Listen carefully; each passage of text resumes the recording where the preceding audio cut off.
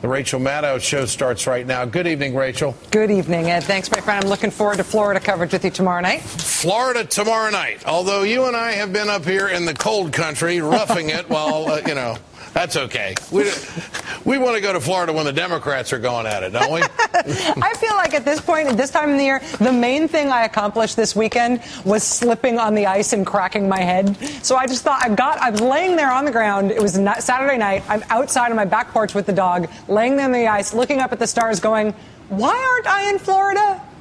So on Tuesday, we're going to make up for it. I know the feeling. Have a great one. Thanks, you. Thanks, man. I appreciate it. And thanks, Jude Home, for staying with us for the next hour. I got to tell you, Florida is tomorrow night. Florida is Tuesday. But in my mind, honestly, in politics, it's Nevada week. I mean, it is Florida week, too, right? But really, it's sort of Nevada week. We are getting blanket political coverage this week about what's happening in the Florida primary. But there is a good argument to be made that Nevada ought to be seen as just as important as Florida is. This is a week with sort of two tent poles, Florida and Nevada both. Even though Florida is going to have as many Republicans voting in their primary as the number who voted in Iowa and New Hampshire and South Carolina combined and then some, a win in Florida this year is worth precisely half as much as a win in Florida has been worth in previous years. Because Florida wanted to be seen as really, really important in this year's presidential race, they intentionally broke the Republican Party's rules when they moved up their primary date to make it really early, to make it happen in January.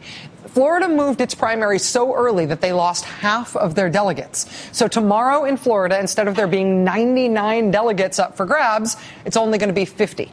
In their rush to get toward the head of the line in terms of the order of the nominating contests, Florida made itself half as important as it should have been. Florida has roughly 7 times the population of Nevada, about 19 million people, but they've got less than 2 times the number of Nevada's delegates. Florida's got 50 delegates and Nevada's got 28. Also, it should also be noted that we at least sort of think we know what's going to happen in Florida, if you believe the polls, right? It's like if you TiVo a big football game and then you make the mistake of looking at the final score before you actually watch the game, it sort of takes away a little of the oomph, even if you still enjoy watching people play. I mean, anything could happen. Anything could happen tomorrow in Florida. Volatility is the only constant in this year's Republican nominating race. But when you look at the latest polls out of Florida, the day before the primary, Mitt Romney is ahead by 20 points in the latest Suffolk University poll. He leads Newt Gingrich by 15 points in the latest NBC News Marist poll. And he's ahead by 14 points in the latest Quinnipiac poll. Why is Mitt Romney leading by these huge numbers in Florida? Well, it's in part because he has been running for president for 6 years. And he has been running for president in Florida for essentially all of those 6 years. It's about $2 million a week to advertise in Florida's major media markets. Mitt Romney and his campaign, who are, after all, made of money, they've been campaigning there for a very long time, for months before anybody else had any ads on in the state in this election season. Look at the number of ads that Newt Gingrich and the PACs supporting Newt Gingrich have run in Florida in a span of 2 weeks ahead of primary day. 210 ads total. Now look at the number that Mitt Romney and the PACs supporting him have run. Not to scale, right? Why even bother making a graph? I'm sorry. It looks like that's like, what, a third of 12,000? Yeah, not to scale. Mitt Romney at 12,768. So, yeah, he's winning. The Democratic, the worst bar graph in the history of cable news. That's astonishing.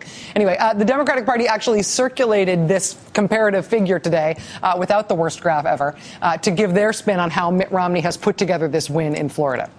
Florida also has early voting, so that also takes away a little of the drama for Florida because any bump that Mr. Gingrich might have gotten out of his win in South Carolina was muted by the fact that so many Floridians had already cast their ballots in the race.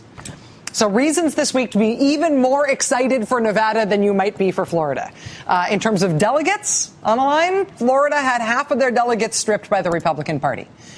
Mitt Romney appears to also have Florida in the bag, if you believe the polls. It's not a foregone conclusion, but it sort of is starting to look like a foregone conclusion. And Nevada looks to be up for grabs. The third reason why it is possible to be even more excited about Nevada today than it is about Florida is Nevada's columnists. Now, yes, Florida has Carl Hiaasen. He wrote the funniest column last week I think I've read in about 5 years. It was about pythons, but specifically it was about the enthusiasm with which pythons fall in love with each other and reproduce in the Everglades. But with the exception of the wonderful Carl Hiaasen, who ought to be on Rushmore, Nevada's columnists are, A, they've got John Ralston, but B, the whole state is amazing in terms of its political coverage. How can you beat this? This is Jane Ann Morrison in the Las Vegas Review-Journal. Here's the start of her column today. This is just how it starts. I'm quoting. Doesn't that guy sticking a needle in that cat's butt look familiar? Actually, it's former Senator John Ensign, who has gone back to work as a veterinarian. That's the way her column starts today. Remember John Ensign? John Ensign is part of the reason that nobody has any idea what's going to happen with Nevada's caucuses. And that state's 28 delegates. John Ensign and his sex and ethics scandal is part of the reason the Nevada Republican Party has basically disintegrated over the past few years. Mr. Ensign admitted to his extramarital affair in 2009, and it unspooled from an adultery scandal into a sex and ethics scandal into a lobbying scandal for a solid 2 years before Ensign finally resigned in 2011. And it's not like Nevada's Republican Party at that point was devolving from a previous position of strength. In 2008, before the John Ensign scandal even broke, the Nevada Republican Party was forced to cancel their annual state convention. They decided to cancel the convention and hold a conference call instead. Nevada Republicans at the time citing a lack of interest. So they didn't hold it. A year later, the John Ensign scandal started unfolding. He was the most prominent Republican in the state, except for maybe the state's Republican governor, who was at the time also having his own scandal. Nevada's Republican governor Jim Gibbons left office also in 2011 in the wake of allegations that, among other things, he too was engaged in an extramarital affair. Then in the midst of all that, in the midst of the Gibbons scandal and the Ensign scandal and nobody wanting to come to their convention, the Nevada Republican Party decided that their anointed establishment candidate to run against Harry Reid, the best chance the Republicans are ever going to have to unseat the Senate Majority Leader, they decided their establishment candidate would be Sue Loudon. Remember Sue Loudon? You know, before we all started having health care in the olden days, our grandparents, they would bring a chicken to the doctor. Not to John Ensign, different kind of doctor. She meant to the human doctor, you'd bring a chicken to pay for your checkup. The chickens for checkups, lady. She was the establishment choice for Senate in Nevada, the choice of the Republican establishment in the state of Nevada. She lost to this person. Sharon, will you answer some questions really quickly? Yes, go. I'm sorry. Sharon, you don't have any... We're running behind. I'm sorry. You're not willing to answer what Second Amendment remedies means? Sharon Engel ultimately lost to Harry Reid in that Senate race, obviously. Nevada Republicans are a mess. And they've been a mess for quite a few years now. And Nevada Republicans' inability to get it together to get out the vote for Sharon Engel, who was ahead in the polls when she lost to Harry Reid. The fact that the most famous Republican in the state is now castrating cats in Las Vegas and talking to local columnists about it. The Nevada Republican Party's pure fecklessness is what makes the Nevada race this week so interesting. In a presidential year that's defined by an establishment candidate, Mitt Romney, and the countervailing anti-establishment feeling in the party, in Nevada, we've got something unique going on, because in Nevada, there sort of is no establishment. The Ron Paul campaign has been saying for weeks now that their strategy is to do well in Nevada and in other states that have caucuses. Their strategy is to take advantage of their organizational strength and to try to rack up as many delegates as possible. Ron Paul is not bothering wasting money or time in Florida. When I came into work on Friday, we get a little political note at the start of the day every day that tells us where all the candidates are going to be that day. And the note on Friday said that Ron Paul was in Maine. In Maine? Really? The results of Maine's caucuses will be announced on February 11th, but Ron Paul was there putting in some shoe leather. Today, my political where are the politicians note said that Ron Paul was home in Texas with no public events scheduled. He's apparently resting up, I guess, for Nevada, despite the fact that tonight is Florida Eve. So Ron Paul, long haul, caucus states, delegate strategy. But now it is also starting to sound like Newt Gingrich may also pursue a delegate strategy, long-haul strategy as well. The conservatives clearly are rejecting Romney. He is nowhere near getting a majority. And so this is going to go on all the way to the convention. All the way to the convention. That was Newt Gingrich yesterday on ABC. Later in the day, Mr. Gingrich told some reporters in Florida, quote, when you take all of the non-Romney votes, it's very likely that at the convention there will be a non-Romney majority, and maybe a very substantial one. My job is to convert that into a pro-Gingrich majority. Now, I know that may sound crazy, that Gingrich is going to stay in all the way to the convention and consolidate all the anti-Romney vote under him. It may sound crazy. The Republican establishment definitely wants you to think that that's crazy.